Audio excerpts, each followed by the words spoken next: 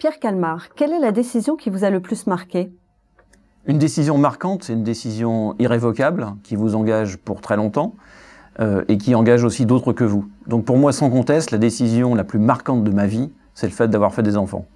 Et quelle est la décision qui vous a paru la plus difficile à prendre?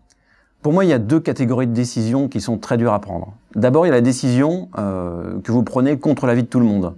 Vous avez une conviction, vous avez une intuition, vous voulez faire passer quelque chose, en termes d'organisation par exemple, et autour de vous, à la fois en dessous et au-dessus, on vous dit c'est pas forcément la bonne décision, on n'est pas confort. Donc ça, c'est une décision difficile. Mais pour moi, il y a encore plus difficile. C'est justement l'inverse. Quand vous prenez une décision qui est finalement drivée par l'avis de tout le monde, sauf le vôtre. Et parfois dans la vie, c'est quelque chose qui arrive. Sinon, pour vous, c'est quoi une bonne décision? Alors déjà, je pense qu'il ne faut certainement pas mesurer une décision à l'aune de son résultat. On peut parfois prendre des bonnes décisions et qui aboutissent à quelque chose de négatif, ça arrive là aussi. Je pense que ce qui est très important dans une bonne décision, c'est de mesurer en amont les risques potentiels que l'on prend à la prendre ou à ne pas la prendre. Si on évalue bien les risques, qu'on ait bien anticipé les conséquences de sa décision, j'estime qu'on a le droit de se tromper. Et quel est le trait de caractère qui vous aide dans vos prises de décision? Il y a un grand philosophe qui a dit « penser, c'est dire non ».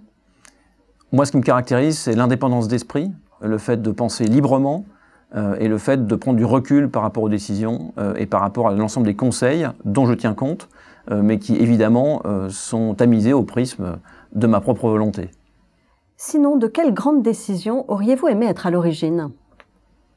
C'est une question difficile. Alors évidemment, on a envie d'être à l'origine de décisions qui vont changer le monde, qui vont permettre à l'humanité de prendre un nouveau souffle. Un exemple, j'aurais certainement aimé être à l'origine de la décision d'abolir l'esclavage. Voilà, ça c'est quelque chose qui touche le monde entier, la façon de percevoir, la façon dont on vit ensemble et qui va toucher à l'espèce humaine en tant que telle.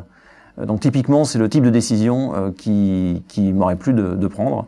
Et si on se projette dans l'avenir, il y a encore évidemment plein de choses à faire à ce niveau-là.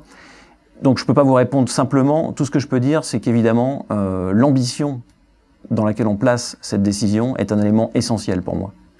Pour finir, dans quel petit plaisir puisez-vous l'énergie de décider? Pas dans des petits plaisirs, mais dans un plaisir immense. Décider, c'est exercer sa liberté. Et exercer sa liberté, c'est juste exister. L'être humain n'existe finalement que par rapport à son libre arbitre, au fait de pouvoir imprimer dans le monde sa marque d'une façon ou d'une autre, que ce soit une illusion ou que ce soit autre chose, a priori c'est secondaire.